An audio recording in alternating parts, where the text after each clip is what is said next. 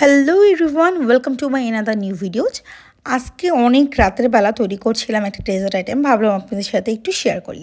প্রথমেই বেশ খানিকটা কাজু, কিশমিশ, পেস্তা বাদাম, কাঠবাদাম একসঙ্গে চপ করে নিয়েছিলাম আর ঘিতে এটাকে ভাজছিলাম।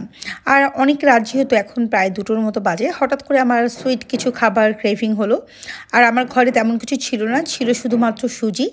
এই সুজিটা থেকেই ভাবলাম যে কিছু ডিফারেন্স কিছু করা যায় কিনা, খুব জলদি অল্প সময়ে অল্প কিছু ইনগ্রিডিয়েন্টস দিয়ে। তো সুজিটা মন্দ না।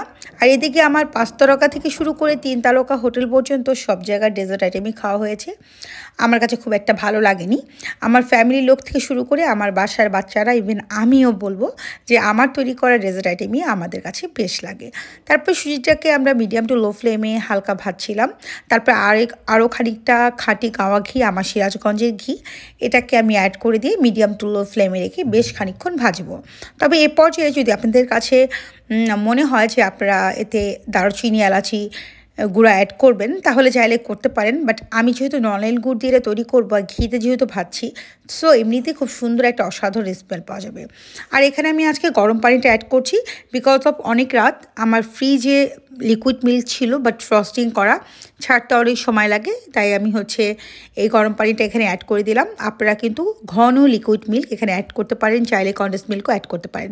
আর এটা আমার naflia.com থেকে নেওয়া, একদম খাঁটি যেটা দানাদার গুড়, সেই গুড়টা একদম ভেজাল মুক্ত অর্গানিক। আর এটার খুবই সুন্দর অসাধারণ একটা স্মেল, ঘি আর এই নলেন গুড়ের স্মেল মিলেমিশে একাকার। তাই আমার কাছে মনে হচ্ছিল না এর মধ্যে কোনো প্রকার গরম মশলার প্রয়োজন আছে। আর আমরা সুজিতে সামান্য একটু লবণ অ্যাড করে থাকি।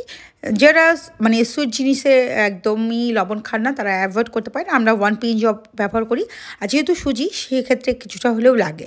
যাই হোক, এটাকে দিয়ে খুব ভালোভাবে মিক্স করে নিচ্ছি। আর যেহেতু আমার কাছে লিকুইড মিল্ক ছিল না, তাই আমি বেশ খানিকটা গুঁড়ো দুধ এখানে অ্যাড করে দেবো, মোটামুটি টেস্টটা ব্যালেন্স করার জন্য। রাত্রেবেলা চটজলদি যা আর কি করা যায়, আপনাদের হাতে সময় থাকলে অবশ্যই লিকুইড ঘন দুধ, কনডেন্স মিল্ক এগুলো অ্যাড করে দেবেন। সব কিছু মিলেছিলে আরও খানিকটা ঘি দিয়ে আমি সময় নিয়ে এটাকে ভুনলাম।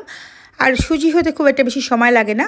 আপনারা চাইলে কিন্তু আরও একটু খানিকক্ষণ ভুনে এটাকে বরফি আকৃতি শেপ দিতে পারেন। আমি আজকে এটা হালুয়ার মতোই রাখলাম, যেন রুটি, পরোটা সব কিছুর সাথেই খাওয়া যায়। খুবই সুন্দর একটা অসাধারণ স্মেল পাওয়া যাচ্ছিলো। আর এটাই আজকে ফার্স্ট করা আমার। কেমন হলো রান্নাটা অবশ্যই জানাবেন।